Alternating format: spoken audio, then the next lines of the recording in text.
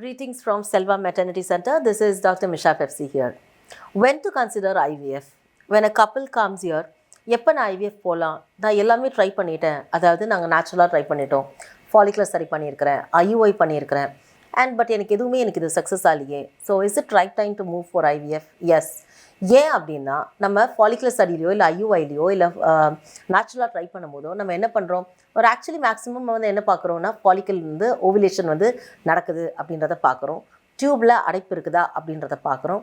அதே மாதிரி எண்டோமெட்ரியம் உள்ளார இருக்கிற சதப்பகுதி நல்லா இருக்குதான்றதை பார்க்குறோம். பட் இதை தவிர்த்து நம்ம பார்க்காத விஷயங்கள் என்ன? 2-3 இருக்குது.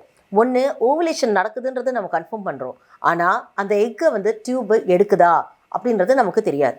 அதே மாதிரி ஒரு ஸ்பெர்ம் வெஜைனாவில் விடுறது, அதை போய் எக்கை போய் தொழாய்க்குதா அது நமக்கு தெரியாது. இதை தான் ஃபர்டிலைசேஷன் சொல்லுவாங்க. எல்லாத்த விட ஒரு எக்கு இல்லை ஒரு ஸ்பெர்ம் ரெண்டுமே ஃபியூஸ் ஆகி ஒரு எம்ப்ரியோ ஃபார்ம் ஆகி அதுக்கப்புறம் அது கர்ப்பப்பைக்கு வருதா அது நமக்கு தெரியாது.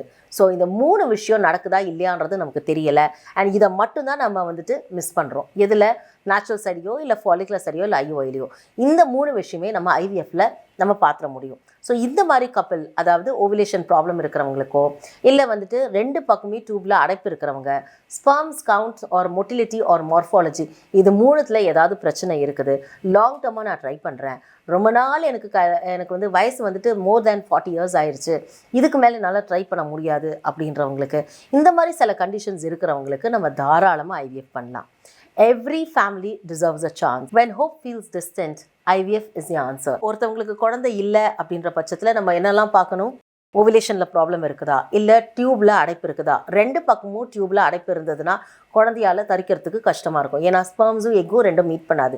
ஸோ டியூப்பில் பிளாக் இருக்கிறவங்களுக்கு, ஓவுலேஷனில் ப்ராப்ளம் இருக்கிறவங்களுக்கு, கருமுட்டையோடைய குவாலிட்டி எப்படி இருக்குன்னே தெரியாதவங்களுக்கு, ஸ்பெர்ம் கவுண்ட் கம்மியாக இருக்கிறவங்களுக்கோ இல்லை மொட்டிலிட்டி கம்மியாக இருக்கிறவங்களுக்கோ இல்லை ஒரு ஸ்பெர்ம் பார்க்குறதுக்கு நல்லா இல்லை அப்படின்னாலும் there is a term called as endometriosis, grade 3, grade 4 endometriosis, இல்லை லாங் பீரியட் ஆஃப் இன்ஃபர்டிலிட்டி, 40 இயர்ஸுக்கு மேலே ஆயிடுச்சு, என் ஹஸ்பண்ட் கூட இல்லை, இவங்க எல்லாருமே நமக்கு என் ஹஸ்பண்ட் கூட இல்லை but still I want to conceive, என் ஹஸ்பண்ட் அப்ராடில் இருக்கார், அவர் பிஸ்னஸ் ஓரியன்டாக இருக்கார், இப்போ இது நான் எப்படி குழந்தை பெற்றுக்கிறது அப்படின்னு நினைக்கிறவங்களுக்குமே இது ஃபீஸபிள் தான். So move on to IVF to have a successful pregnancy.